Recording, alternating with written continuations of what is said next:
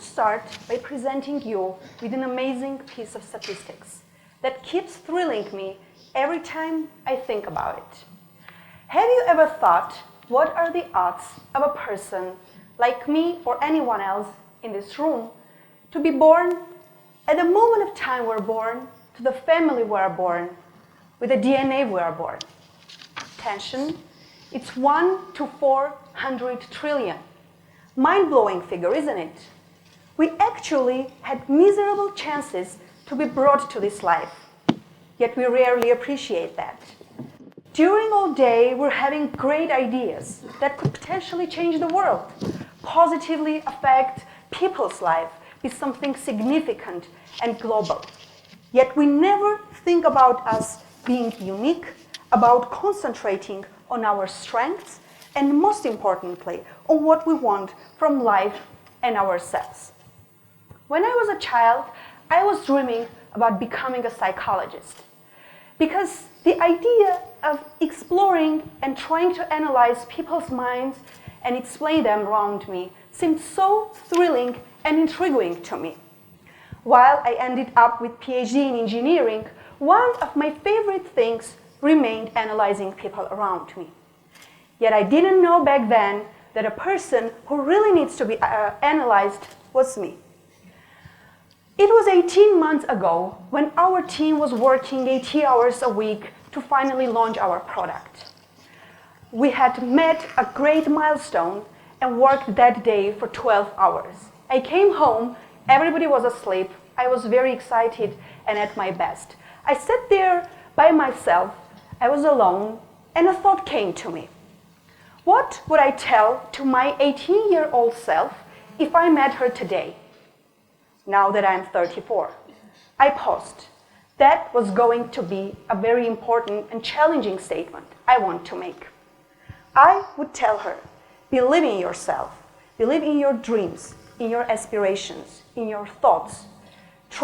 Take time to analyze yourself, to accept yourself as you are. You will love yourself more and be a better yourself. Wow, I still remember myself sitting there in silence and resembling on my life path and relationship with myself. Being raised in a post-Soviet environment where kids didn't get as much praise as they do today, we were taught at school and at home to always work hard on bad stuff, to correct bad stuff and be better. And a second thought came to me. How would I feel as an 18-year-old girl who was the only one to be chosen from her university to participate in an exchange program in the United States, who excelled at her new university, got enrolled in president's class, traveled half of America? How would she felt if she believed in herself more? With no regrets at all, but with more pragmatic view over my life path, I can clearly state that there would be achievements that could come earlier, be more significant, and the sense of living my dreams more vivid. Thank God I was on 80 back then, so I had a lot of time to start my journey of self-discovering, self-awareness, and I started to read a lot of books, articles, watch videos, to understand how people who had the same idea as I did started their self-journeys. And after doing this, I have articulated and defined for myself what it means to have a good relationship with yourself, and I want to share with you. It is looking at yourself clearly without any filters, understanding who you are, understanding what you want, accepting yourself as you are. There's a great quote from one of my favorite movies. The most exciting, challenging, and significant relationships of all is the one that you have with yourself.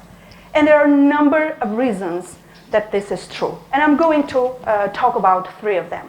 The first reason, we do not see things as they are, we see things as we are. And it is as true as that now I'm standing here on this stage. If we are mad, if we are sad, we're demotivated or angry, we cannot look at things, no matter how bright they are, the way we're supposed to do. What to do? Accept that you're a human being. Try to understand the reason and eliminate it. Is that your significant other, your parent, your friend, your boss? Accept that both of you are humans. and move forward. Don't let this negative stuff affect on your perception of life. The second reason, as I said, we are taught to concentrate more on our weaknesses rather than strengths. There's a great quote from Albert Einstein that states, "If you judge a fish by its ability to climb a tree, it will live its whole life believing that it's stupid." Yet we almost always judge ourselves based on our weaknesses. I was working for one of the biggest financial organizations in the world, and I happened to participate in a great offsite event in Athens, Greece. There were professionals from all over Europe and a great session on people management. But before this session, all participants were required to take Clifton Strengths Assessment Test to identify our top 5 strengths. Because the whole session was built on people management and team management through strengths rather than through weaknesses. While I still work on improving myself to date, I now more rely on my strengths rather than weaknesses. The third one, and this is my favorite. Do you know who we betray, cheat on, and treat unfairly the most? Exactly, it's us. So stop doing this. If we want to have harmony in life, we need to have harmony with ourselves. How this is achieved? By being fair. Because at the end of the day, it's all about being fair. Be open to ourselves, to our fears, our passions, our mind and soul. If we have failed in something, we need to accept and move forward and work hard not to do it the next time. Walt Disney, at the start of his career, was told that he lacked natural talent. Can you believe it? Then he went on to win 22 Academy Awards. Abraham Lincoln was a total failure. He failed in business. He lost 8 elections. But then he went on to win and to become 16th President of the United States. But what is the impact of having a good relationship with yourself, having good levels of self-awareness on your life? I'm going to present some of the areas. Career advancement. For past several years, I have been actively involved in HR and personal and career development areas. I now have a lot of HRs and recruiters in my network and a lot of data to analyze to our startup.